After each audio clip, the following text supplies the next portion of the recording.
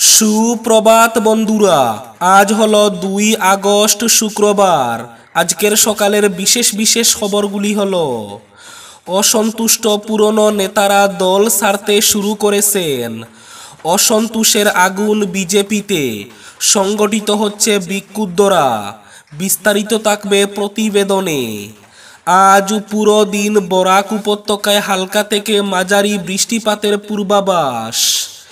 HSLC অর্থাৎ মাধ্যমিকের division ব্যবস্থার বিলুপ্তি হচ্ছে শীঘ্রই।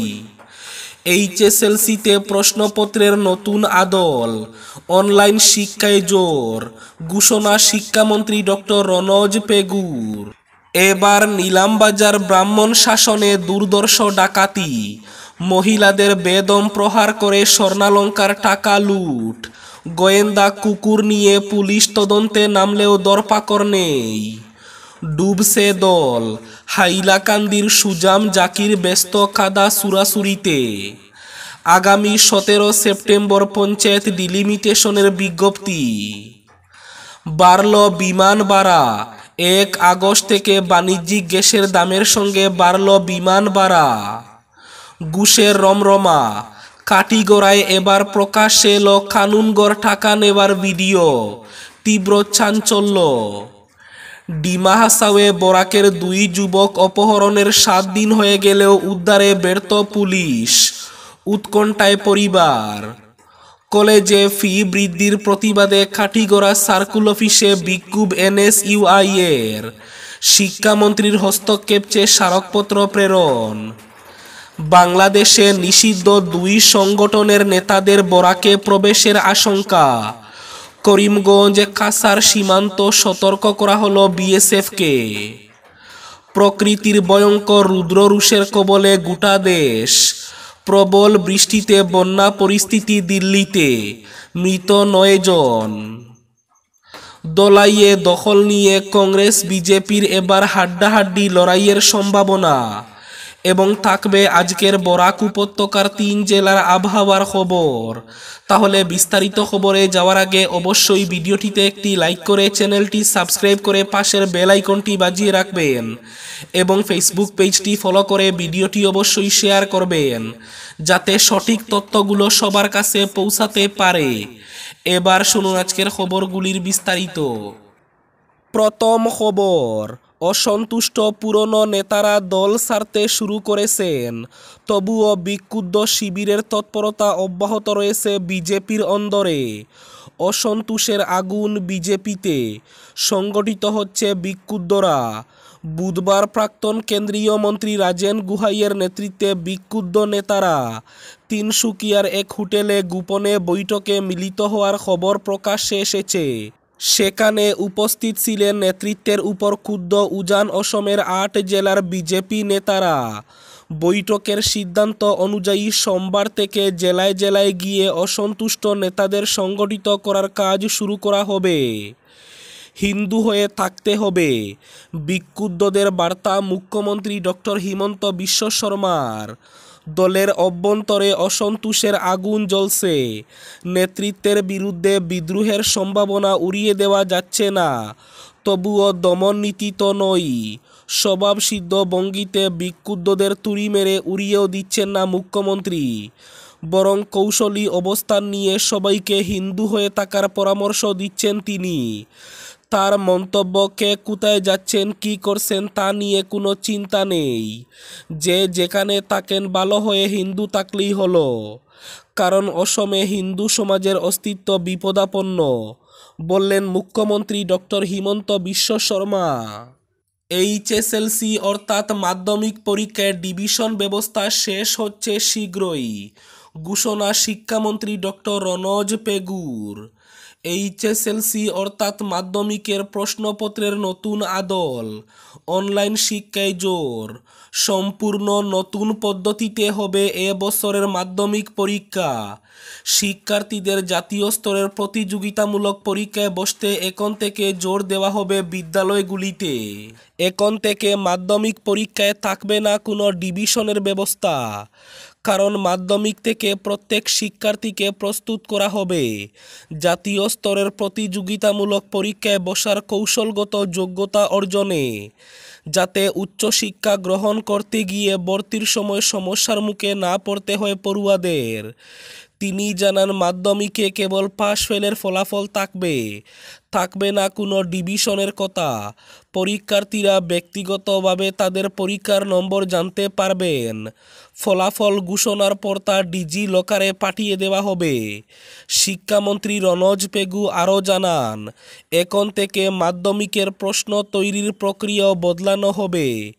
কী ধরনের প্রশ্ন আসতে পারে তারই একটি আভাস দিতে হবে ক্লাস নেওয়ার সময়, যাতে শিক্ষার্থীরা প্রস্তুত থাকতে পারে। এর জন্য শিক্ষকদেরও প্রস্তুত হতে হবে, না হলে ছাত্রছাত্রীদের সঙ্গে শিক্ষকরাও পিছিয়ে থাকবেন। নিলামবাজার ব্রাহ্মণ শাসনে দুর্ধর্ষ ডাকাতির ঘটনা, মহিলাদের বেদম প্রহার করে স্বর্ণালঙ্কার টাকা লুট, গোয়েন্দা কুকুর নিয়ে পুলিশ তদন্তে নামলেও ধরপাকড় নেই। পুরুষ লোক না থাকার সুযোগে জানালা ভেঙে বসত গৃহের ভেতরে ঢুকে মহিলাদের মারপিট করে নগদ টাকা, স্বর্ণালঙ্কার, মোবাইল ফোন সহ মূল্যবান সামগ্রী লুটে নিয়ে গেছে দুষ্কৃতীরা। এতে জখম হয়েছেন 3 মহিলা। গোয়েন্দা কুকুর নিয়ে তদন্তে নেমেছে পুলিশ। বুধবার গভীর রাতে দুঃসাহসিক এই ডাকাতির ঘটনা সংঘটিত হয়েছে নিলামবাজার থানা এলাকার ব্রাহ্মণ শাসন জিপির এক বাড়িতে। কর্মসূত্রে বাড়ির পুরুষ লোকরা বাইরে থাকায় মহিলাদের অসহায়ত্বের সুযোগকে কাজে লাগিয়ে বুধবার গভীর রাতে এই ডাকাতির ঘটনা সংঘটিত হল নিলামবাজার থানা এলাকার ব্রাহ্মণ শাসন জিপির গণসামরচক গ্রামে।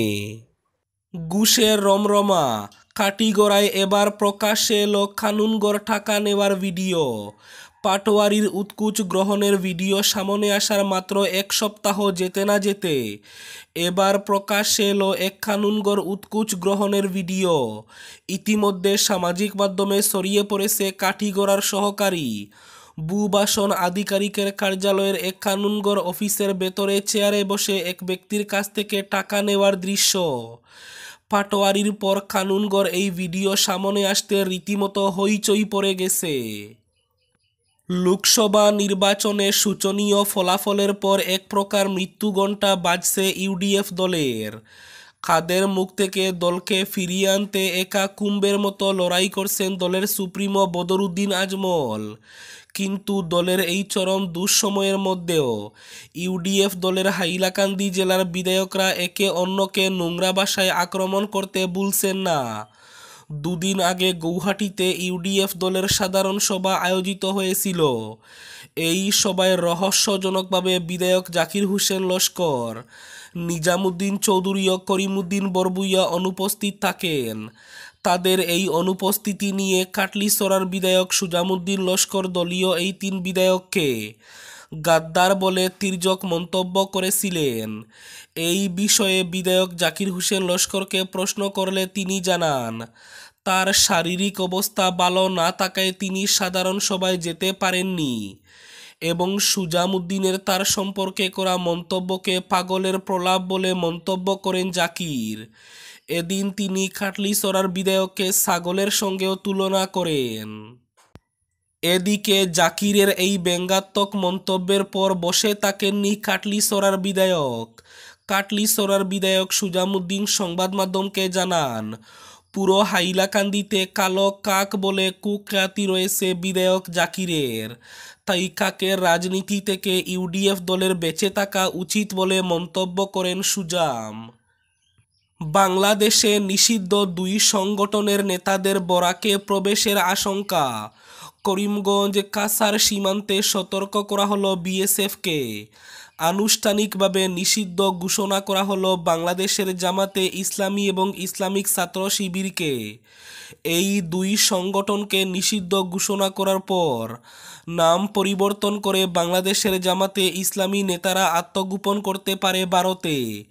বিশেষ করে ভারতের সীমান্তবর্তী এলাকায় বাংলাদেশের নিষিদ্ধ সংগঠনের নেতারা আত্মগোপন করার সম্ভাবনা রয়েছে। তাই সতর্ক করা হলো ভারতের সীমান্ত সুরক্ষা বাহিনীকে।